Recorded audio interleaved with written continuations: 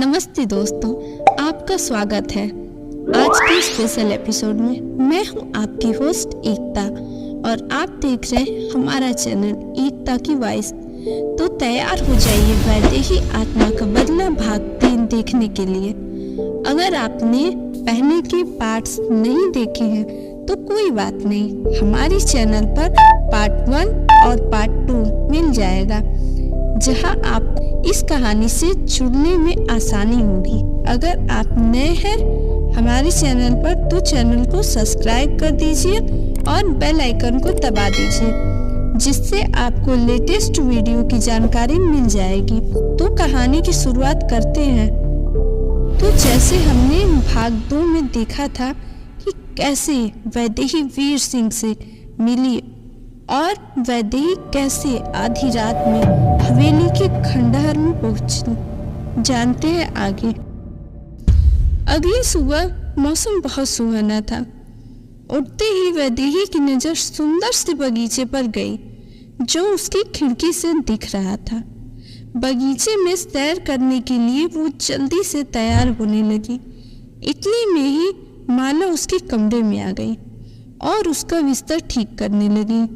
तभी माला को बिस्तर पर वैदेही का सफेद मखमली गाउन दिख गया, जिसे देखते ही वो चौंक गई। उसने वैदेही से पूछा, ये आपके कपड़ों को क्या हो गया बीबी जी? वैदेही ने आईने से पलटकर देखा कि माला ने हाथ में उसका नाइट गाउन पकड़ा है।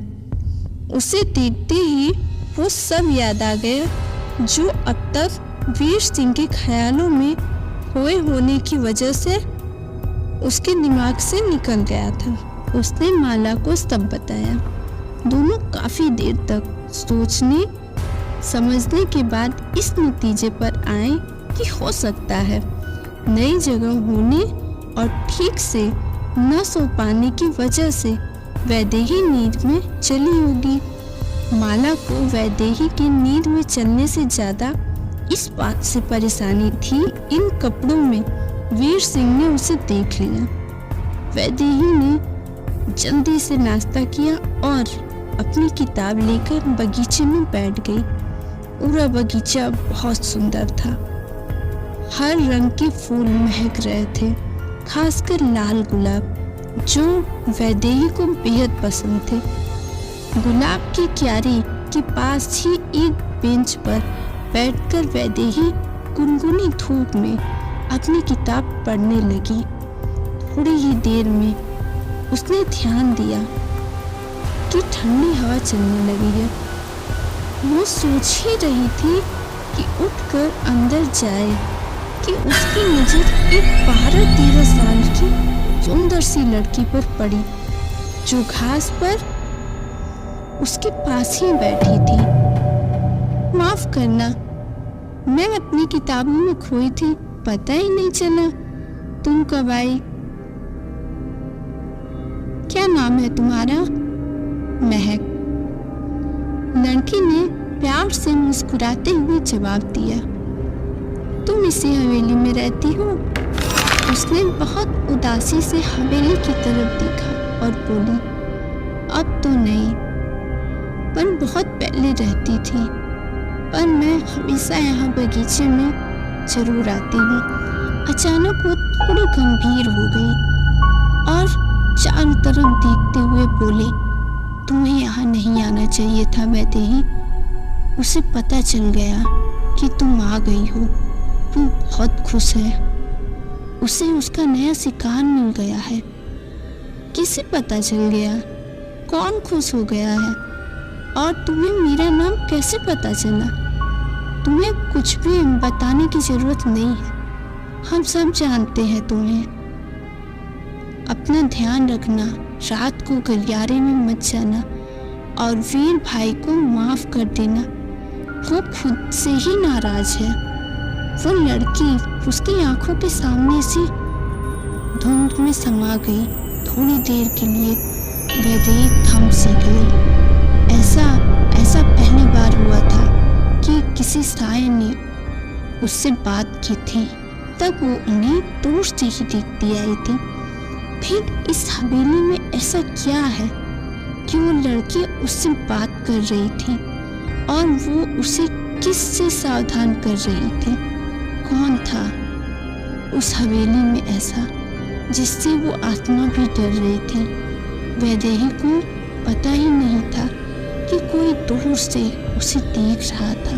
कोई था वहाँ जो उस पर नजर रखे था, जिसके लिए वो शिकार थी, जिसे मासूमों को दर्द देने में मजा आता था, जिसे किसी को तड़पता हुआ देखने में आनंद आता था, जिसकी नजर वैदेही पर पड़ चुकी थी। महक की बातों में खोई वैदेही बगीचे में टहल रही थी। अचानक वो किसी से टकराई। हड़बड़ाकर उसने देखा कि उसके सामने एक सुंदर नौजवान खड़ा है। मैं महेंद्र हूँ, वीर का दोस्त। मैं वैदेही जी, मैं चाचा जी से आपकी तारीफ सुन चुका हूँ। तो क्या पढ़ रही थी आप? ये मत कहिएगा आप भी और लड़कियों की तरह मैं प्रेम कहानी की शौकीन हूँ।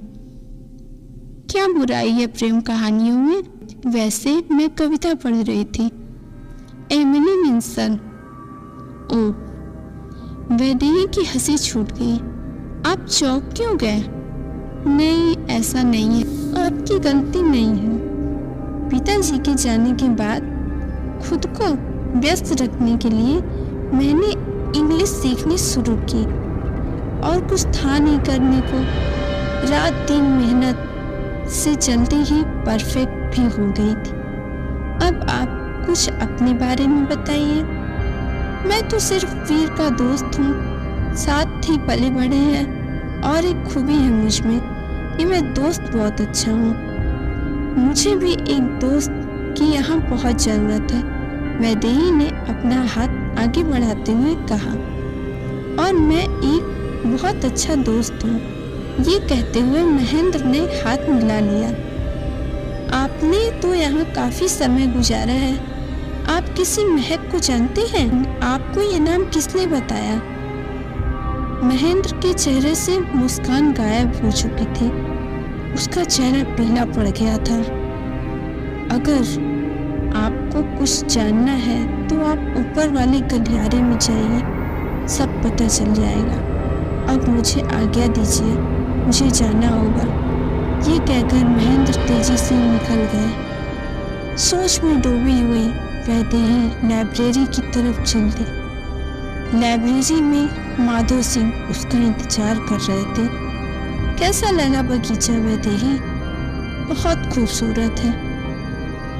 वीर सिंह से मिली? जी, वीर और महेंद्र दोनों से मिल चुकी हूँ। महेंद्र मस्त मौला लड़का है। उसने हर परिस्थिति में वीर का साथ दिया है। उसके जैसे दोस्त कम ही होते हैं। और वीर के बारे में क्या कहें?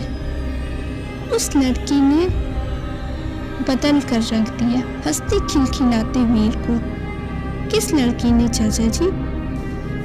उसकी पत्नी मृणाली बड़ी धूमधाम से ब्याह कर लाए थे, पर उसने आते ही पूरी हवेली में जहर घोल दिया। शादी के 1 महीने पहले ही मृणाली के मंगेतर की बीमारी के कारण मृत्यु हो गई।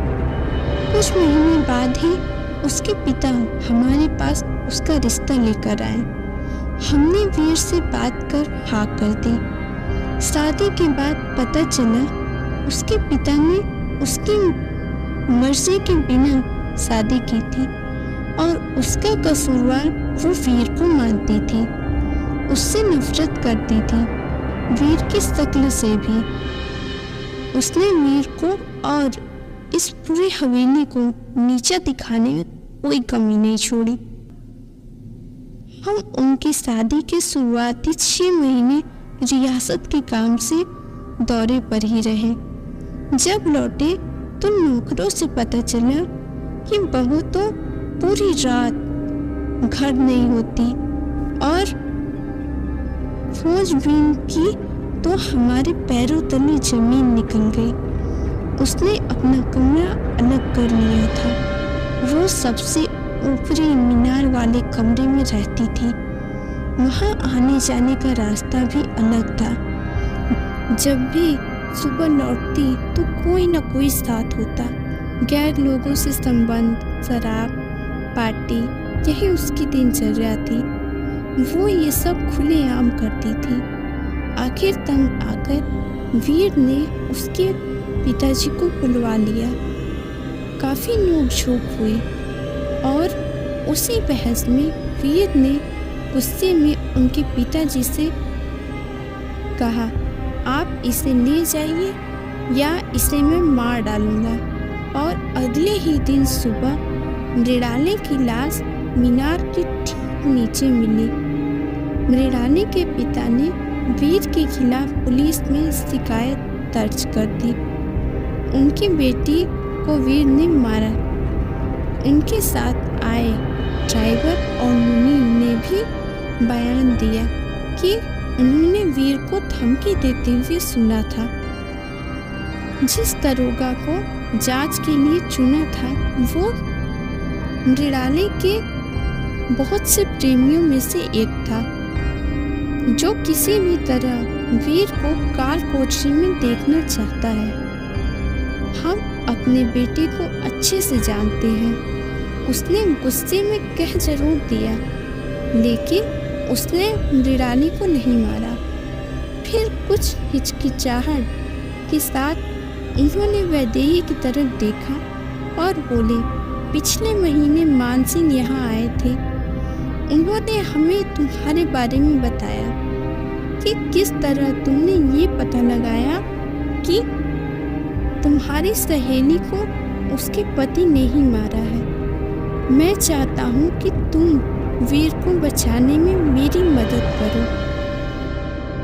काफी देर सोच में डूबी रहने के बाद वैदेही हिचकिचाहट से बोली, ज्यादातर लोग मुझ पर विश्वास नहीं करते चाचा जी।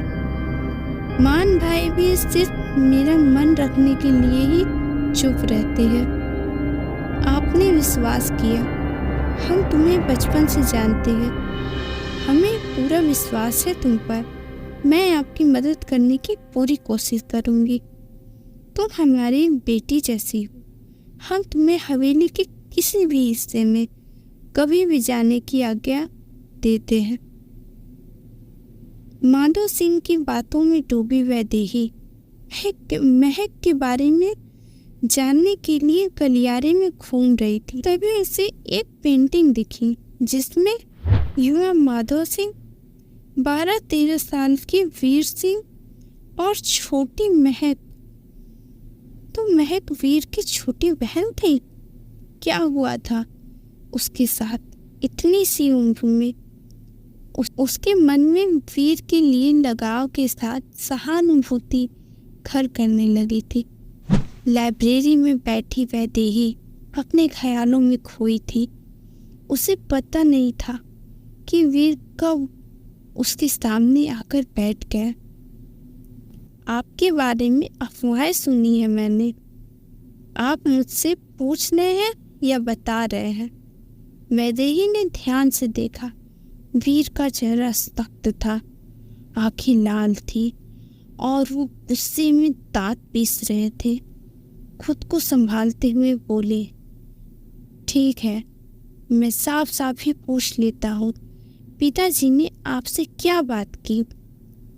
ये मेरे और उनके बीच की बात है, और अगर आपको जाननी है तो आपको चाचा जी से पूछ लेना चाहिए।